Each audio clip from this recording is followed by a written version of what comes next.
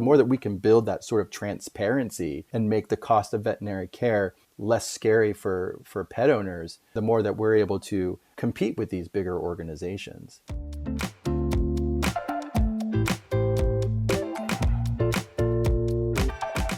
Welcome to the Veterinary Financial Podcast, where we discuss financial freedom and whole life success. I'm Meredith Jones, an emergency vet in Virginia. And I'm Phil Zeltzman, a board-certified small animal surgeon in Pennsylvania. We have a very exciting event coming up for you. The Veterinary Financial Summit is happening September 18th and 19th. We're going to be virtual again this year.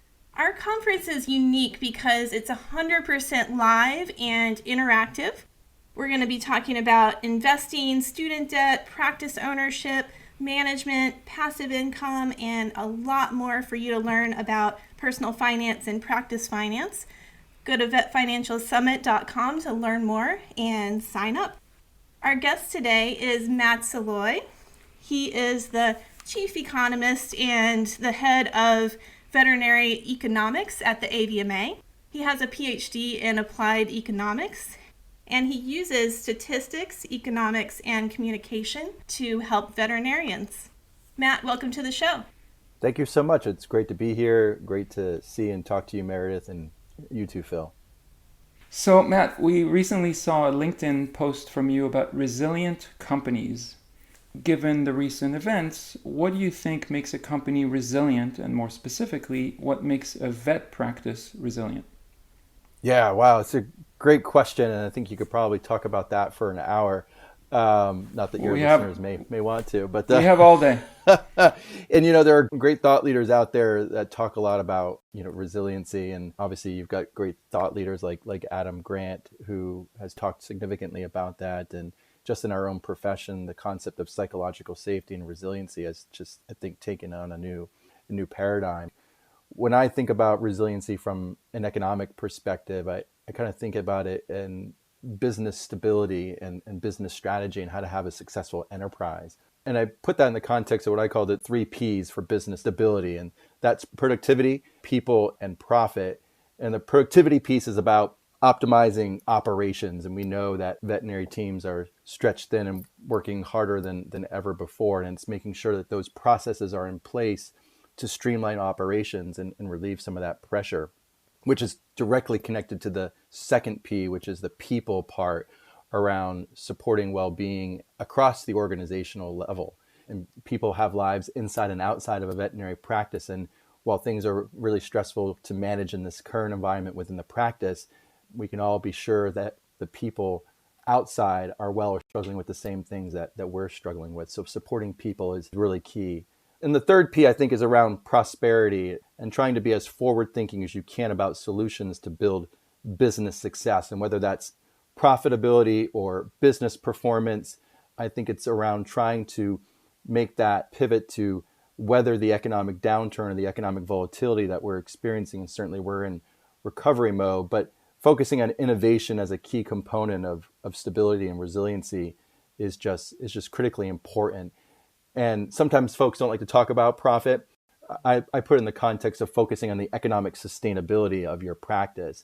We're all in this to deliver the best care that we can to patients, deliver a great experience to clients. And in order to do that, you have to be economically sustainable in order to be able to provide that. So again, the 3 Ps: people, productivity, and prosperity.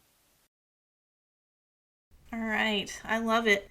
And so, Matt, I follow you on LinkedIn, of course, and I recommend that anybody out there follow Matt on LinkedIn because he posts a lot of interesting graphics and stats, and it's really relevant to practicing vets. And Matt, you're also known on LinkedIn for something else. You're known for your puns, and you're known for dad jokes. So could you tell us your best dad joke? Yeah. Oh, wow. The pressure is on there. And I got to say, I got kind of roped into this. Some folks, Josh Weissman and Emily Lankow, and just a great community of others that are on LinkedIn.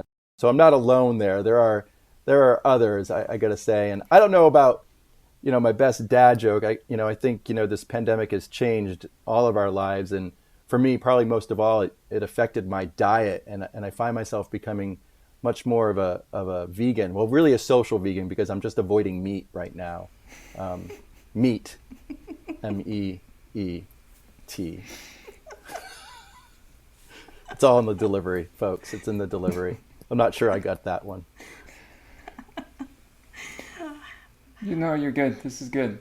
So with the pandemic too, I've had a lot more time on my hands, and all these musicians, they're offering virtual concerts now, and there was a great one. It was a super deal. It was only 45 cents, and yeah, it was featuring 50 Cent with Nickelback. Great concert. Okay. So, I'm shaking my head no. I don't know if your listeners will be able to see that, but just so they know, I'm shaking my head no. I disapprove too. So, in other news, what do you think practice owners can do to minimize the effects of economic downturns? In other words, if hopefully we don't have another pandemic, but if something else happens, what can we do to be proactive? Yeah, it's a great question, Phil. And I think there's a lot of different things, and a lot of great companies and consultants have looked at this. I always turn to the Boston Consulting Group or McKinsey for a lot of great insights that they share. And they've done some significant work here and looked at how successful companies have emerged through previous economic downturns. Probably the most significant ones in the last, couple of decades have been the dot-com bust in the early 2000s, and of course the major significant recession in '08. And I think one of the things that they found were, firstly, companies were the more successful ones that weathered that storm were much more nimble and responsive. They weren't afraid to change. They knew they had to make an adaptation to what they were doing, whether it was adopting new business strategies, refocusing their target clients, or it was adopting new technologies and innovations. And I think we've seen that in veterinary medicine, which is great. I think we could talk at length about the many changes practices have made in order to deliver care.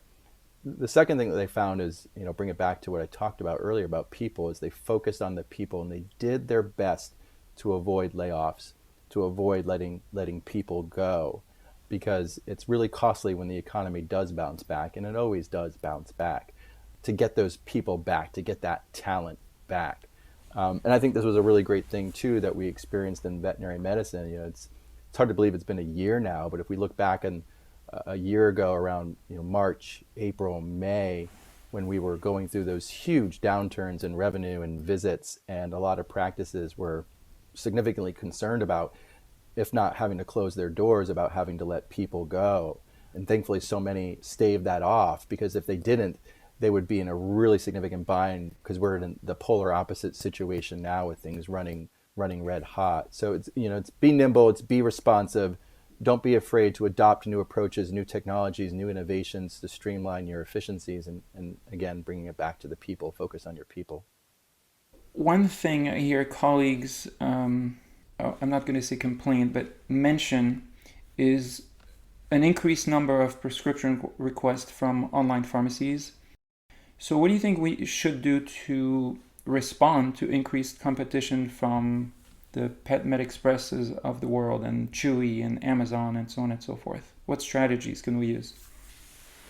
I think there's a lot there, and it's not going to make it any easier, anything I'm going to say. It's a hugely difficult environment to be in, especially as an independent practice, which for all intents and purposes is generally a small business, at least the majority of them.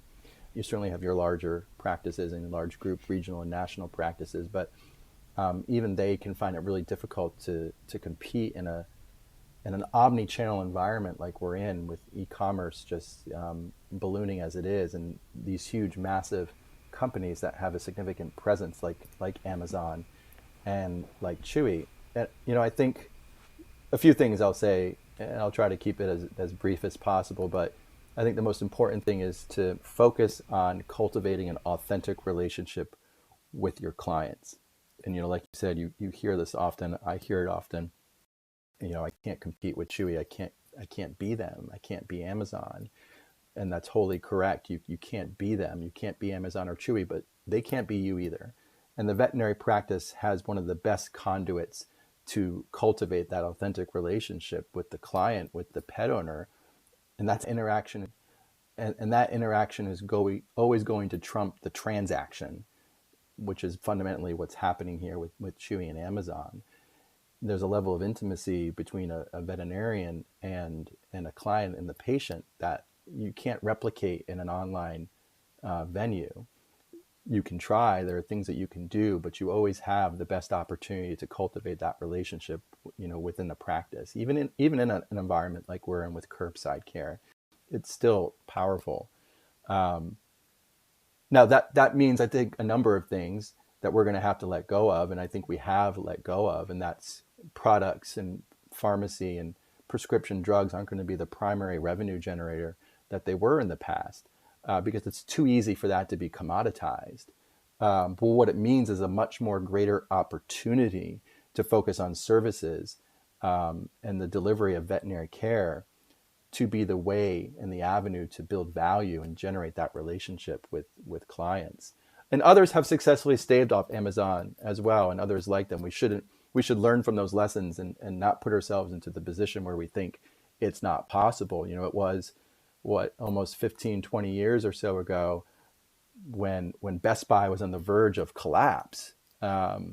And everyone thought that Amazon was going to do them in, that was the end of Best Buy. And it would become like a joke, like you go into Best Buy just to check out the merchandise, but price check with Amazon and, literally, order from your phone in Best Buy from Amazon and have it delivered to your door a few years later.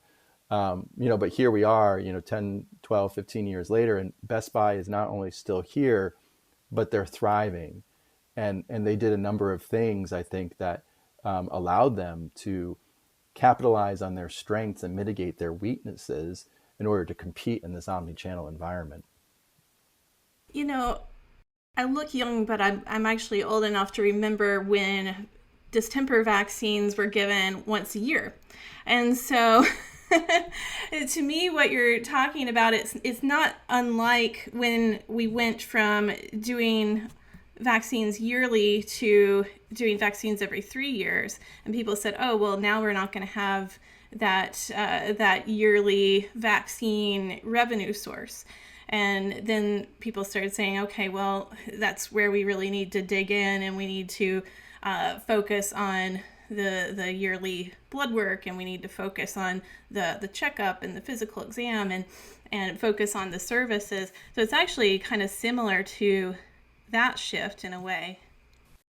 It really is. And I think that offers a lot of opportunity for veterinarians in the practice in order to focus on what they do best, which is deliver the best possible veterinary care to clients, to patients.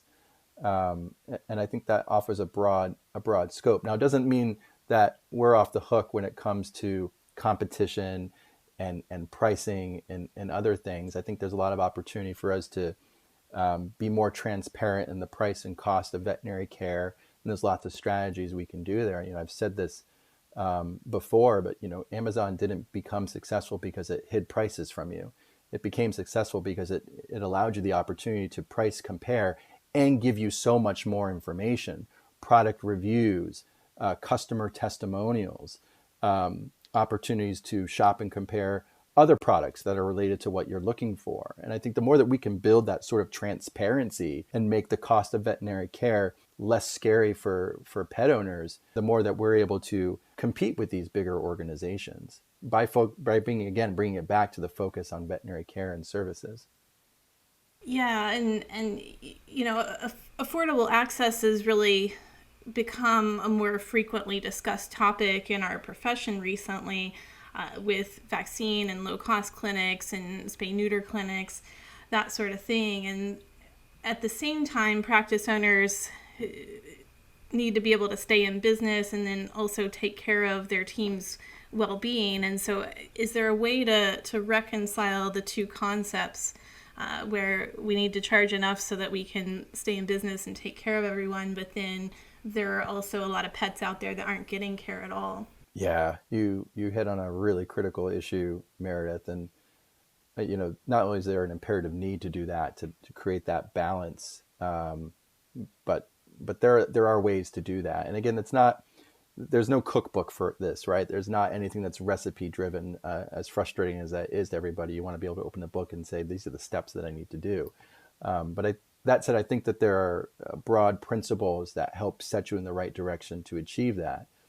And I think it's understanding what the other side of that balance looks like. So if you're finding that out of balance, it is asking why and what you can do to bring it back in. So to make that more real and tangible, throw a statistic out there. One that, again, I talk a lot about is the 30% of pet owners that don't see a veterinarian at least once a year. And it varies a lot by cats and dogs. It's a little lower for dogs. It's a little higher for cats. But we've done a lot of work. And I say we, yes, the economics division at AVMA, but others have looked at this as well. And you generally find a lot of consensus in terms of the reason why. And one of the leading reasons of why these pet owners aren't going once a year, there's two really big ones. The first one is they don't see the need.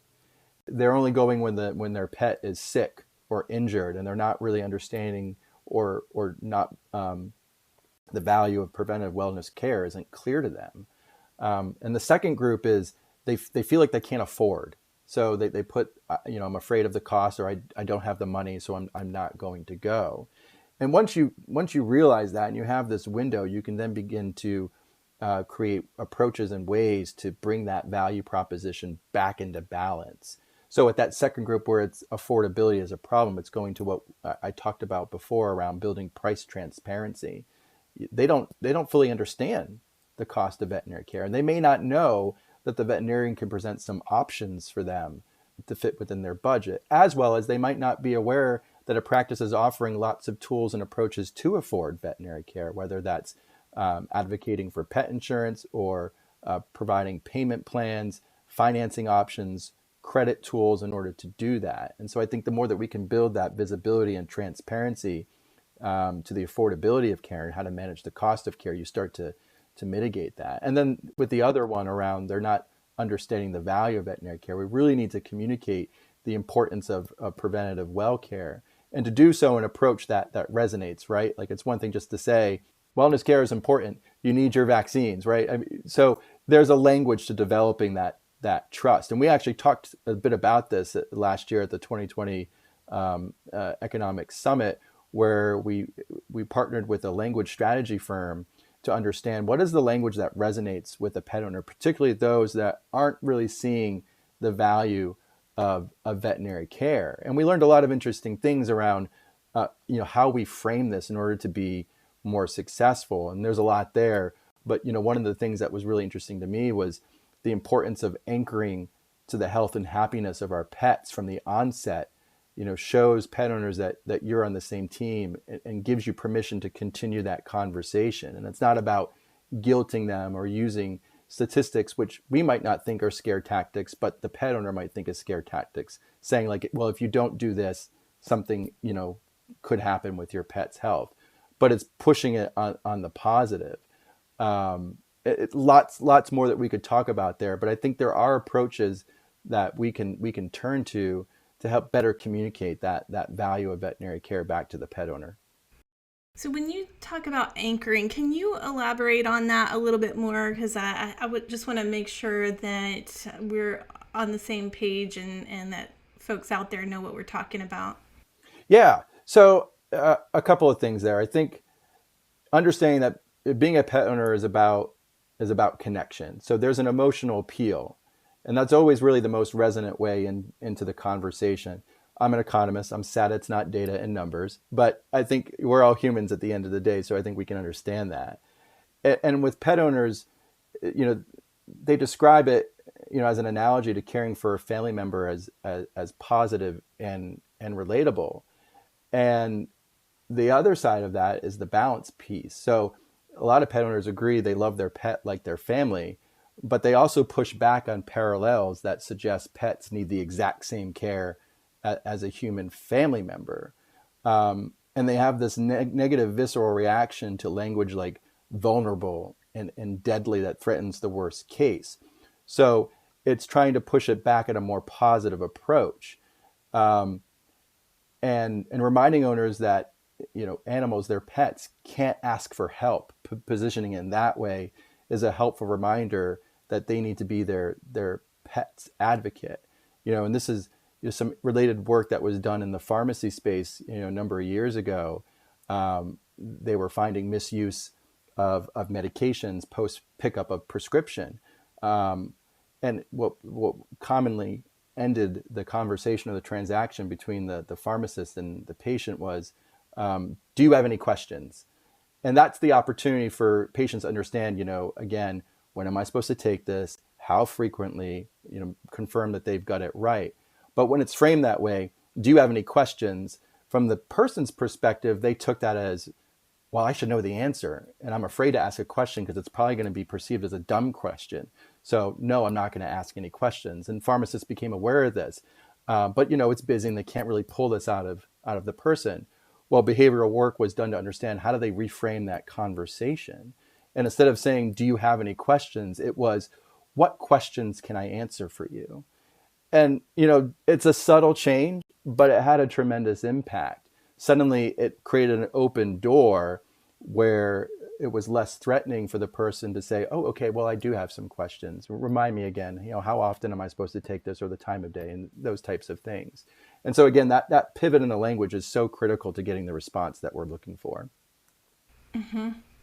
Yeah, I love that. Yeah, because we can use that immediately. I mean, it's something that we can use in our everyday conversations with clients. Just what questions do you have for me, versus do you have any questions? So you talked about this past year's AVMA Economic Summit. We met at the 2019 Economic Summit, the last in-person, back when conferences were in person, right? Seems so long ago, doesn't it? Yeah, you really did a great job helping to organize that event and host that event. And I remember Lisa Greenhill from the AAVMC. She was talking about financial literacy. And she was explaining how it doesn't always translate to behavior change. Right. And so what does translate to behavior change when it comes to our finances?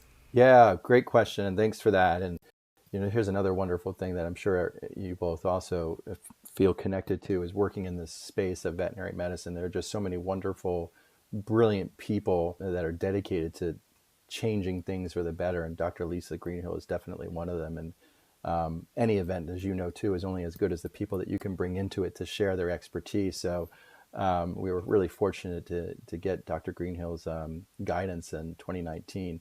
Yeah, I think, going back to what we just talked about, too, it's driving that emotional connection.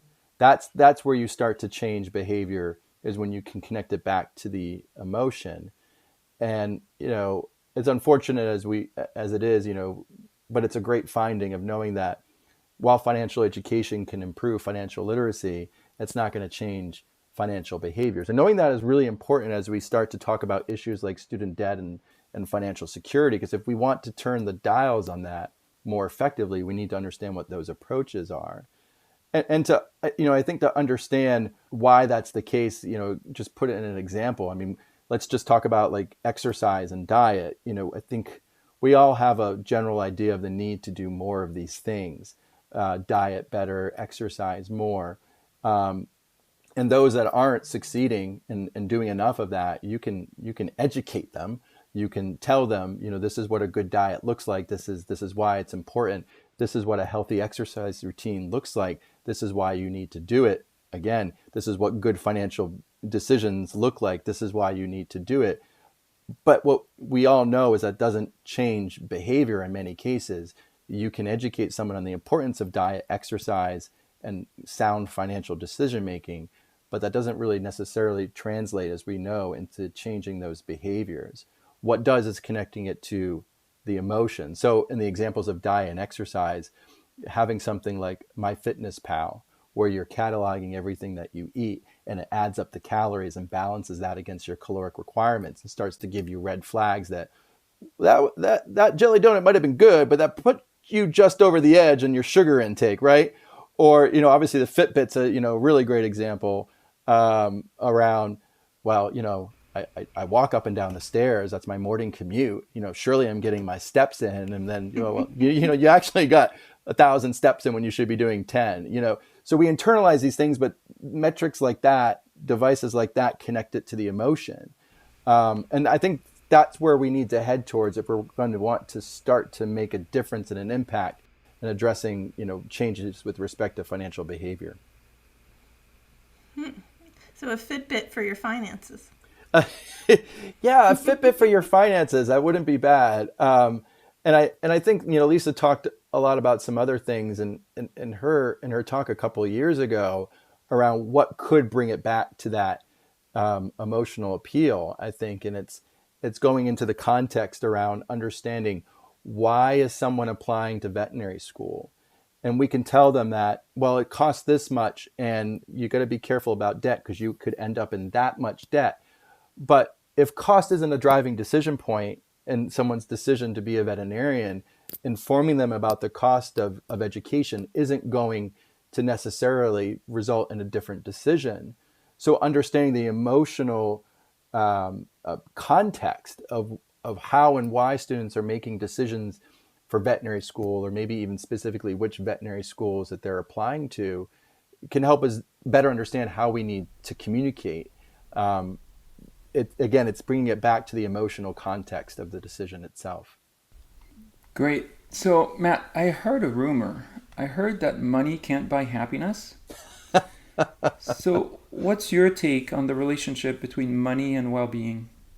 That rumor wasn't started by an economist. It must have been one of those pesky sociologists. They're always... No, I'm kidding. That's a joke. I love sociologists. They're Who doesn't? Who doesn't, right? Yes and no. I think fundamentally that's true. You can't buy happiness, otherwise we'd all be happy, right?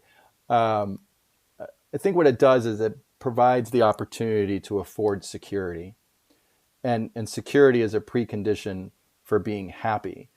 And you can be, and this is a pejorative term, but you can be poor, but you can also be secure. Poor by the standards of society in the sense of, well, maybe my house is small and I don't have an expensive car. But if you're secure and you know that you can, where your food is coming from, that you have safe housing, that you're employed and gainfully, I think you will live a very rich, happy life, irregardless of where you stand on the socioeconomic ladder. I think for us, it's understanding at what point is that money going towards security versus just trying to fulfill these endless needs and wants, and probably more of the wants that we think we need. No, I don't think it buys happiness. I think it does allow the opportunity to create security, financial security, which is so critically important. And you need that if you are going to be happy. If you are in a constant state of financial insecurity, where you're concerned about your employment, you're concerned about making your rent or your mortgage payment, you're concerned about not sure if you're going to be able to have enough money at the end of the month to make sure that you have a pantry with food in it to feed yourself or your family, you can't be happy in that context. And so I think that's important when you think about just global goals around, food security and closing the poverty gap around how can we create a secure economy, a secure society where these sort of necessary needs are met. So on that note, COVID has increased revenue for most practices. Clinics, associates, practice owners, everybody's thriving financially. But it happened at the expense of the wellness of the teams. So what do you think separates the practices that are thriving strictly based on increased demand from those that are thriving because they've adapted in ways that made them more successful? Yeah, that's a really great question too. And I think here's the double-edged sword of things. So just, at a macro lens, we've all seen some of the numbers and metrics, and we see and listen to the anecdotes. And right now, just from a broad perspective, things are looking really good. Revenue is up. And we know that there was a non-trivial number of adoptions of pets, which hopefully will continue to sustain a bit of a demand bump in the future there for veterinarians and veterinary care. But it doesn't come without its costs. And I think we all know that with what we talk a lot about in this profession, this industry, with some of the well-being, particularly issues around burnout and compassion fatigue. And I think there's a lot of different ways to answer that question, Phil. I'll bring it back to a couple of words I brought up at the beginning, which is productivity and people. I think at the productivity side, the harder you have to work to do something, the more likely you are to burn out and generate issues around well-being. One analogy I like to use is, imagine you're on a lake, and you got a canoe, and you're getting to the other side. You're rowing to the other side of the lake, and normally this is going to be a really joyful experience because the weather is great. You like the outdoors. However, you're halfway across the lake, and suddenly there's a hole that emerges in your boat, in your canoe, and you're sinking. So not only now are you trying to paddle to get to the other side, but you're trying to scoop out water so that you don't sink. And life is like that right now because productivity has taken a big hit. And yet we have this storm of COVID, of this pandemic that's still sort of looming over us. So it's like that. You're stuck in the middle of the lake, you're taking on water, but now there's a thunder and lightning storm pelting you with rain, and you're freaked out. I think COVID did a lot of that. I think we're starting to come out of that storm a bit as vaccinations get rolled out and we're beginning to feel a bit more safe around things. And so that storm is subsiding, but the productivity problems remain. And all these pivots that we've had to make weren't without their costs. Curbside care, pivoting to electronic payment systems, and the endless calls, trying to do whatever you could over the phone to still converse and deliver care and have conversations with pet owners in the car. This phone is ringing all the time, and trying to manage all these digital communications that we're leveraging, not just telemedicine, but just simple things like text messages and trading voicemails with pet owners. There's a lot of things that practices are having to grapple with that they weren't having to grapple before, and making sure that they're staging their appointments and things so that they can manage these curbside appointments. Our productivity has taken a huge hit in 2020. And so everyone's having to work harder to do the same amount of work that they were before. And that's really pushing burnout. The other thing is the people side of things. So yes, they're veterinarians and they're in this practice delivering veterinary care, but they're also a brother or a sister or a mother or a father or a son or a daughter. And they're managing all the stress that we are all living with too, whether it's trying to manage virtual education, for their children, trying to manage the stress and strain of keeping a loved one safe, free from illness, transmission of COVID. All of these things add pressure. And so it's really important that practice owners, leaders within a practice understand this and work with their teams to help create an environment where that psychological safety exists, and that there's a positive team culture and attitude and behavior within the practice, because that can go a huge long way in addressing some of these well-being issues that we're confronting. So, Matt, can you talk a little bit more about psychological safety? Because I've been hearing more about that lately, but I'd like to hear a good definition or example of it. Yeah, I don't know if I'm the best person to create a definition of it. I think there are definitely some thought leaders out there who you haven't talked to would be worth definitely having a broader discussion, maybe even an entire podcast about. But I think, just loosely, it's being able to exist in an environment without fear or negative consequences around expressing yourself as a person. I think in the context of a work environment like a veterinary practice, it's a commonly held shared belief amongst the team that exists there that the team is safe, and it's okay to take interpersonal risks without huge penalty. And what I'm talking about in terms of interpersonal risk is just maybe speaking your mind. Maybe there's a meeting and there's a discussion on what the right priority is for the day. And maybe you have a different idea because you have a different window into what's going on at the practice. An interpersonal risk would be speaking up. But if psychological safety doesn't exist there, you're not gonna raise your hand and say, "Hey, I have a different idea," because then there's a fear that there's going to be a consequence to that. That's an economist interpretation of psychological safety. But Adam Grant or Josh Weissman or others, definitely will have a lot more to say on that. Mm-hmm. And so would you say that the practices that are thriving in this environment, as far as the team's success and not burning out, even with everything that's going on with COVID, those are the ones that have a better culture and have that level of psychological safety? Absolutely. And, I'd love to explore a data-driven approach to confirming that. I don't have that precisely in veterinary medicine, but have looked at a lot of the literature in the human side around the role of these factors in burnout in medical practice and a physician practice.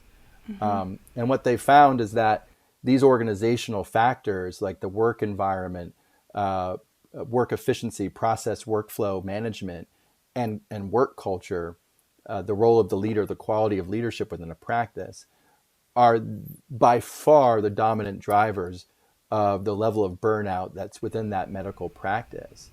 And I think this is a game changer for us a bit. And I think, our evolution of learning culturally as a society is constantly pushing the boundaries of what we know and understand, and veterinary medicine a piece of that. And there are individual things that we can do to manage our burnout, individual things like, yes, get more sleep, eat a better diet, exercise, maybe limit screen time. But those don't address often the original sources of that burnout, which can, in many cases, are the source of origin is the work environment. For whatever case, maybe because it's caustic, maybe because there's poor leadership, maybe because that psychological safety doesn't exist. Maybe it's because there's not a real solid culture and people just don't feel well connected to one another. And so by addressing that, you would start to address the root cause and could be much more successful in elevating well-being overall and reducing burnout when you take that sort of mindset around it. Mm-hmm. Yeah, thanks for going through that with us. I know it's not your area of expertise, but your points have been really helpful, and I think it's important to talk about it. Definitely have a huge passion for it, and that's why it's just so great to take a multidisciplinary approach to some of these issues in veterinary medicine. I think economics is a really powerful lens. I love economics. And not everything can be extracted to a mathematical formula, right? So talking with sociologists, psychologists, and others who have expertise in this space just amplifies, I think, our ability to solve these problems. Mm-hmm. So Matt, do you have data that can tell us if the percentage of practices that are thriving now versus before COVID? In a way, thriving is such a complicated term. And one approach, or at least one piece of thriving, is how productive are they? How efficient is this practice? We do track this. So we do an annual survey of practices, specifically of practice owners in the economics division at AVMA, and we developed this efficiency index that we've regularly reported in our annual report and at our economic event. And really loosely, it takes the key inputs into delivering veterinary care, labor, primarily DVMs, technicians, and so forth. And then we look a little bit around the features of the practice, how big it is, how many exam rooms does it have, things like that. And then it translates it into how effective are they at putting that into veterinary care. And really, it's how many animals can they see per week and how much revenue is generated. Now, the world is wholly more complicated than that. Reducing efficiency to that, you miss some things, but it's a commonly held approach in economics to do that, and it's a really great way to then start to make comparisons of how other practices are performing. And so we present that efficiency score, that efficiency index regularly. And even before COVID, we were finding this really troubling conclusion that around 50% of practices that we surveyed were falling into this what we would call low or concerningly low levels of efficiency and productivity. In 2020, that leaped to almost 70% of practices. And so I think that was just really a reflection of some of these things that we've talked about around all these different changes that practices have made. And also keep in mind the timing of this survey too, which was around June or July of last year. I think we've come a long way since then of refining, perfecting, improving these pivots that we've had to make so that they work more effectively. Simple things like telling people where to park their car in a curbside environment and having a sign of which number to call, right? Like just simple things like that can you have a tremendous improvement over how you manage that workflow. So it'll be really interesting when we survey them again to see what changes happen in that efficiency score. But it is an area of opportunity. It is an area of improvement for our profession to help create a more thriving practice by improving that productivity, that efficiency piece. All right. Well, this has been a lot of great information, Matt. Thank you so much. And now we're coming to our last couple of questions. And so, Matt, as an economist, what is your best advice for our listeners? Oh, wow. There's so much. I think there's never one answer for any given question. I think, what I've learned around is life's a distribution. And so you ask someone a question and you give them a single answer, you can do that. But I think that doesn't do credit or justice to the fact that life is complicated. And so, in the space of economics or statistics, which I live in a lot, it's never giving a single number if someone's asking me something like how much. It's giving a distribution around that. It's that confidence interval, right? It's that margin of error that exists out there. And so, I think what that translates to is be cautious. If you're asking how to solve a problem and you only get one answer, and it's this is the answer or it's nothing, just be cautious about that, because I think that doesn't, again, do justice to the fact that life is complicated and there's a distribution around every mean. All right. And now, as a person and a longtime observer of vets and their teams and practices, what's your best advice for our listeners?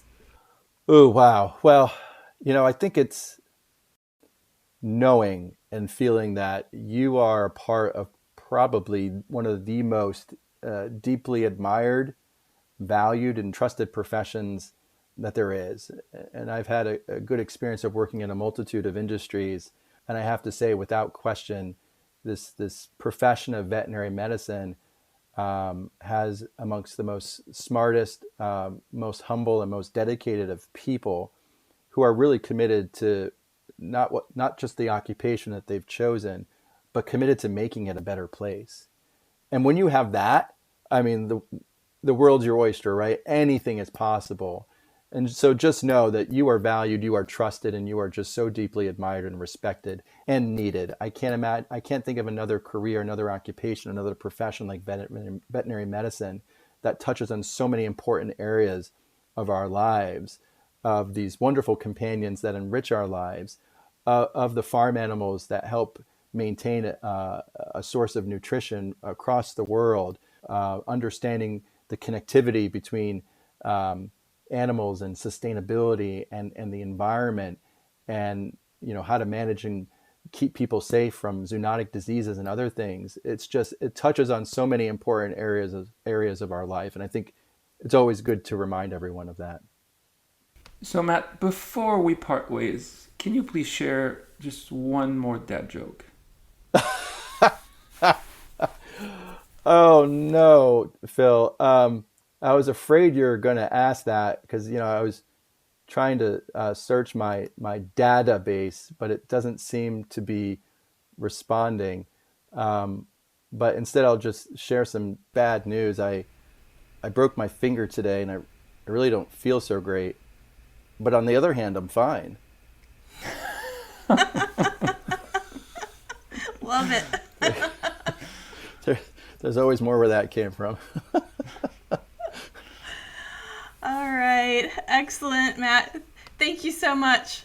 Yeah, anytime. I appreciate the opportunity to talk with you both. Good luck with the podcast. I love what you both are doing, and just thanks for what you do in the industry and the profession. Well, thank you. I think one of the main things that I appreciate you said is that instead of trying to fight Amazon and PetMed Express and Chewy, there's no way we can. So why waste so much time and energy doing that? Let's find other ways to wow our clients. There's so many ways we can wow them. That's what we should focus on. Absolutely. You said it so much better than what I did earlier, but find ways that we can wow them. What do we do well? What do we do best? And really just focus in on that, because that's how we'll win. Perfect. Thank you so much. Thank you, Phil. Thank you, Thanks, Meredith. Matt. Take care. Thanks so much for listening today. We would absolutely love to have you join us virtually at the Vet Financial Summit this September. Check out vetfinancialsummit.com to learn more. Until next time, take care and continue your path to financial success.